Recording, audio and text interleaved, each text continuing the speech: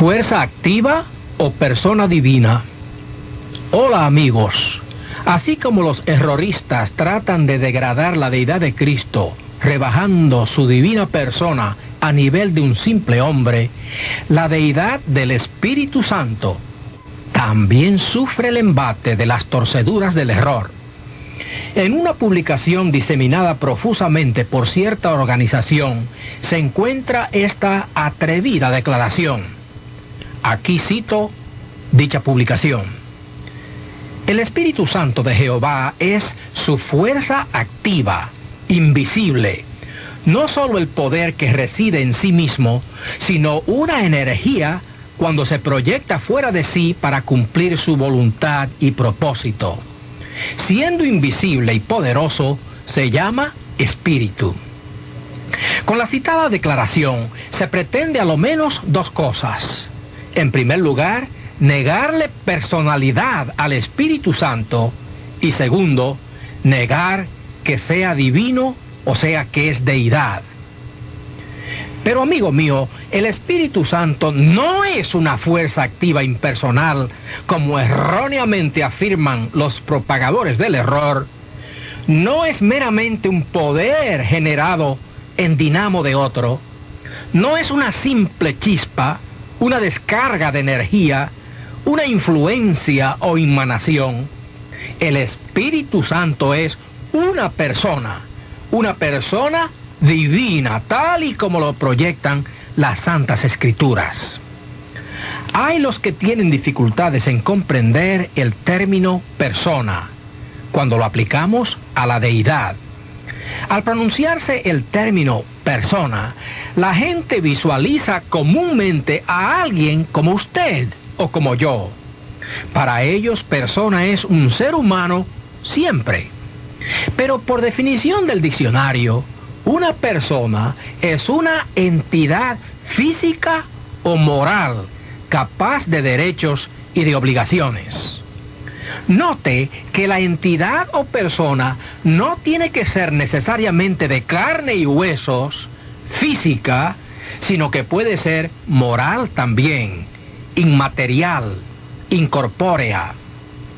Una persona es un ente que existe, que vive, que tiene poderes intelectuales, o sea, habilidad para pensar e inteligencia. La persona tiene además sentimientos, pues es susceptible de emociones, es sensible, responde a estímulos morales exteriores, o como decimos vulgarmente, una persona es alguien que siente y padece, que se alegra, que se entristece, que se duele, se compadece, se aira, muestra sus emociones. Una persona también tiene voluntad, o sea, tiene habilidad para tomar decisiones, para actuar o para dejar de actuar. Por consiguiente, el hecho de que el Espíritu Santo sea incorpóreo, o sea, sin cuerpo, no lo exonera de ser una persona. Las Sagradas Escrituras lo presentan como inmaterial, a la par que destacan que es persona, esto es, persona divina. Existe una corrompida traducción de las Sagradas Escrituras que propone repetidas veces una frase alternativa para sustituir el nombre Espíritu Santo. En esta traducción, llaman al Espíritu de Dios la expresión inspirada. Mal traducen la palabra griega pneuma como la expresión inspirada. Este método de traducción es monstruoso y una barbaridad lingüística. La palabra pneuma tiene su equivalente castellano y es espíritu. No es necesario entonces forzar la despersonalización del Espíritu Santo acuñando una frase impersonal como lo es esta de expresión inspirada. En el supuesto de que pudiera sustituirse Espíritu Santo por expresión inspirada, la expresión inspirada tiene que por fuerza proceder de alguien. Se trata entonces de alguien que se expresa al estar inspirado. Una expresión inspirada no es una persona capaz de hablar y por tanto no puede expresarse espontáneamente por sí sola. Una expresión inspirada será siempre producto o verbalización procediente de alguien. Constituye el uso de palabras, de gestos o de actitudes de alguien que está dándose a entender con palabras inspiradas.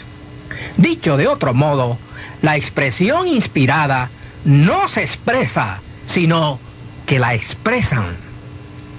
El Divino Espíritu, mi carísimo escucha, es una persona.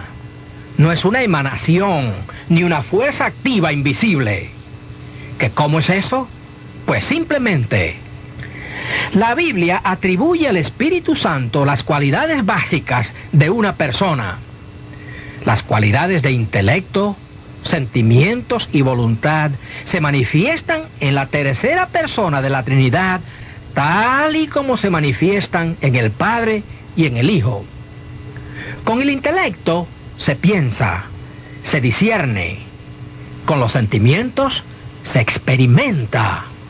Con la voluntad se actúa. Por ejemplo, la Biblia dice que el Espíritu todo lo escudriña. 1 Corintios 2:10. Solo una persona es hábil para escudriñar. El Espíritu Santo también habla, como cuando dijo a la iglesia de Antioquía: apartadme a Bernabé y Saulo. Hechos 13:2. O cuando dijo a Felipe el evangelista: acércate y júntate a este carro. Hechos 8:29. Las influencias, las emanaciones, las fuerzas no pueden hablar. Como dicen estas escrituras que el Espíritu habla. Las fuerzas no saben decir, no tienen cómo verbalizar estas cosas. Al Espíritu también se le puede mentir, como trataron de hacer Ananías y Zafira en los Hechos 5:3. El Espíritu Santo además puede ser contristado, entristecido por las acciones fallidas de los cristianos, como dice Efesios 4:30. Puede ser también afrentado y resistido por la beligerancia de los pecadores impenitentes, como dice en Hebreos 10:29 y en Hechos 7:51. Amigo nuestro, estas características que exhibe el Espíritu Santo son características propias de las personas. El Divino Espíritu es, pues, una persona divina, y no una influencia, ni una emanación o fuerza. La palabra griega pneuma, que se traduce espíritu, es un término neutro cuando de género se trata. Sin embargo, las Escrituras usan el término pneuma adjudicándole pronombres personales masculinos. Por ejemplo, Jesús, hablando del Paracleto o Espíritu Santo que habría de venir, dijo: cuando Él venga, convencerá al mundo de pecado, de justicia y de juicio. Note que Jesús dijo cuando Él, y no cuando ella o lo venga. Y para una prueba, con este botón basta, aunque hay muchas otras escrituras que hacen lo mismo. Concluimos entonces que el Espíritu de Dios no es meramente el poder de Dios el Padre o su fuerza activa. Más bien es una persona con poder propio, con actividad que genera Él mismo. El Espíritu Santo no es meramente la influencia de Dios, sino que tiene su propia influencia. El Espíritu es una persona divina, cabal, con intelecto, con voluntad y con sentimientos. Aparte de acordarle al Espíritu Santo atributos de personas, vale decir, inteligencia, sentimientos y voluntad, las Escrituras establecen además la deidad o divinidad de esta persona. Las Escrituras adjudican al Divino Espíritu los atributos que exhiben Dios el Padre y su Hijo Jesucristo. Sí, los atributos inherentes de Dios, las características trascendentes que nos sirven de señuelos para determinar su naturaleza divina. Las Escrituras, he dicho, se las adjudican también al Espíritu Santo. Por ejemplo, la Biblia señala que el Espíritu es eterno. Hebreos 9:14. Dicen además que es omnipresente, es decir, está en todas partes porque está en el corazón de todos los creyentes. Primera de Corintios 6:19. El Espíritu Santo es omnisciente, todo lo sabe, puesto que todo lo escudriña, aún las cosas profundas de Dios. Primera de Corintios 2:10. Más todavía, las Escrituras directamente llaman al Espíritu Santo Dios, como en los Hechos capítulo 5, versos 3 y 4. Amigo mío, el Espíritu Santo es una persona. Es una persona divina. Exhibe los atributos y las perfecciones de Dios. Ejecuta las obras de Dios. Ejerce las prerrogativas de Dios. Tiene los nombres de Dios. La personalidad y la deidad del Espíritu de Dios quedan bien establecidas en las Sagradas Escrituras.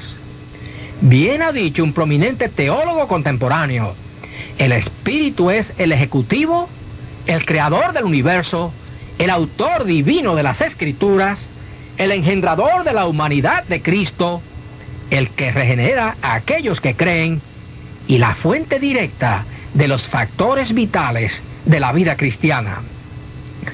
Toda Escritura es inspirada divinamente. Por ello llega a ser espada de doble filo en manos del Espíritu. Alcanza a partir el alma y el espíritu del hombre, sus coyunturas y tuétanos, y discierne los pensamientos íntimos del corazón. ¿Por qué? Porque el Divino Espíritu es su autor y el gladiador que la usa diestramente para el bien del hombre.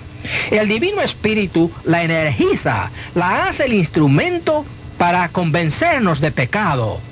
Nuestra conversión del mal y nuestra santificación dependen de la acción del Espíritu Santo. Por tanto, amigo de la radio, si oyes hoy la voz del Espíritu, no la rechaces, obedécela. El Espíritu te revela a Jesucristo. Su función es tomar de lo de Cristo para hacérnoslo saber.